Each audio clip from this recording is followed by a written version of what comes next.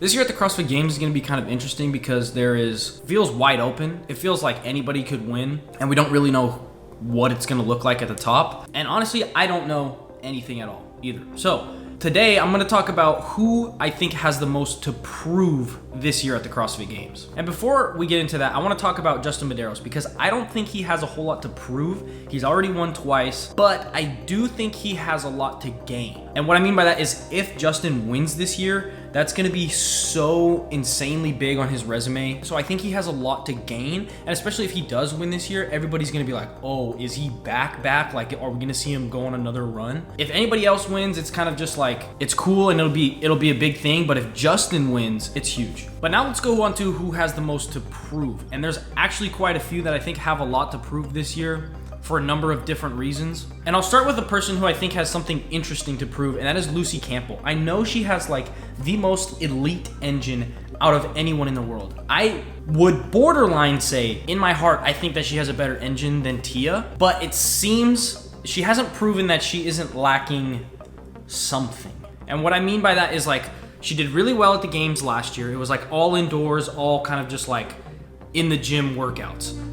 She did really well in 2022 at 2 events, but they were both kind of like engine tests. So I'm really interested to see this year how she does with all the outdoor events and all the weird one-off stuff and the new movements. I think she's gonna have to prove that she can ride a bike and that she can swim and that she can do back rolls and that she can do all this stuff. And if she can, then it's gonna be crazy because we already know that she has the most elite engine. Someone I don't think has a lot to prove on that same front is Ghee. I think most of us kind of know what we're getting from Ghee. He's going to be somewhere between 5th and 15th depending on the programming. He's going to win the heavy stuff. If he could do really well on the longer stuff and start to push up into that 1st through 5th spot by the end of the weekend, that would be crazy, but I don't see that happening. Like I said, I think he really doesn't have a whole lot to prove because nobody's really expecting anything different, which his normal is great, but I don't think anybody's really expecting anything different. So we all know what the deal with Ghee is, but one person I'm kind of confused on is Ricky Garard. He is so good, and every year I feel like everybody picks him to be winning, and then for some reason he just doesn't. And I want to do like a deep dive one of these days and like really go down a rabbit hole and like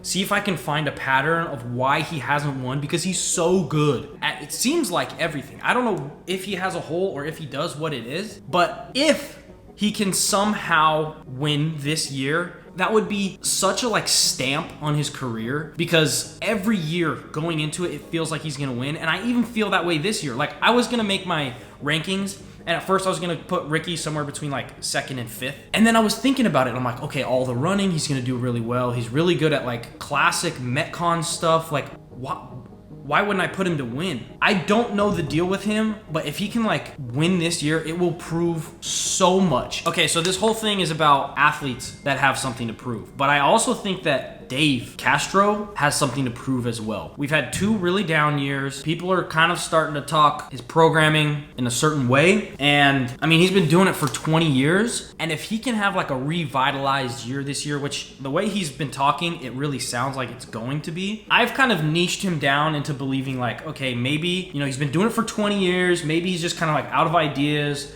kind of just hit that wall that you can hit with creativity and stuff like that. If he can have a banger this year, it's gonna feel crazy. I would borderline say that he might have the most to prove because the last 2 years haven't even necessarily been his fault, but they have been really not great. Okay, but back to the athletes. These last 2 have a lot to prove, but for completely opposite reasons. Well, we'll start with Emma Lawson. So she's 21 years old. I would have guessed she's like 24 because I remember her high up like so many years ago, but she's only 21 right now. So this is her career so far. 6th in 2022, 2nd in 2023, and 16th in 2024. Those are the 3 times she's gone to the games, and she was like 18, 19, no, she was 17, 18, and 19, and then she didn't go last year.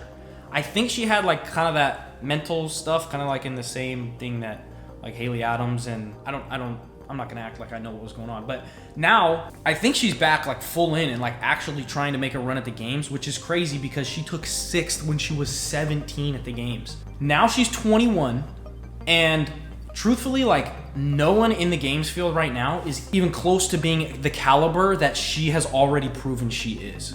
In 2022, a crazy complete year, a full year, she took 6th. In 2023, same thing, 2nd place, only behind Laura Horvath. She wins this year, we're like, oh boy, is she gonna win next year and the next and the next and the next? We're gonna talk about her like how we were talking about Justin after his 2nd year. But the last and person who I think has the most to prove, at least to me, is Dallin Pepper. I do not think that this year is more important for anyone as it is Dallin Pepper. And I'm gonna read you something. I want you to guess who this athlete is. This is their placings at the CrossFit Games throughout their career. 4th, 4th, 5th, 6th, 6th, 6th, 11th, 4th, 11th. That's Scott Panchik. And I'm beginning to worry that Pepper, even though he's so good, end up in that conversation with Scott Panchik where in 10 years we're gonna be like, oh yeah, remember he was just like always 3rd through 5th or 3rd through 6th. And the reason I say that is this is Pepper's placings throughout his career. 19th in 2022, 5th in 2023, 2nd in 2024, 4th in 2025. If he takes another 4th this year, I don't know what I can say. And I like Pepper. I want him to win. Like, fellow Utah dude, people say I look like a Temu version of him, but I'm scared that he has the Panchik curse. And I really need him to take a 1st or 2nd this year. If he takes 4th this year, I don't know, man. Then I next year, I'm just gonna be like this year, I'm like, okay, maybe he's gonna win. If he takes 4th this year, next year, I'm not gonna feel that way. What's interesting about this year, though, is that I don't feel like people really have a lot of expectations on themselves as much as they have in the past few years. Like, the field is wide open. And so it's going to be so interesting to see what happens because there's really no, like, front runner. I don't think anybody has, like, I don't think we're really expecting a win out of anybody. Like, if Hopper doesn't win this year, I don't think anybody's going to be like, oh, yeah, you didn't win, you suck. Like, it's going to be such a different year from last year. I don't think anybody would be down on him if he didn't win this year. Anyway, let me know in the comments what you guys think. Who's got the most to prove this year? Thanks for watching. Peace.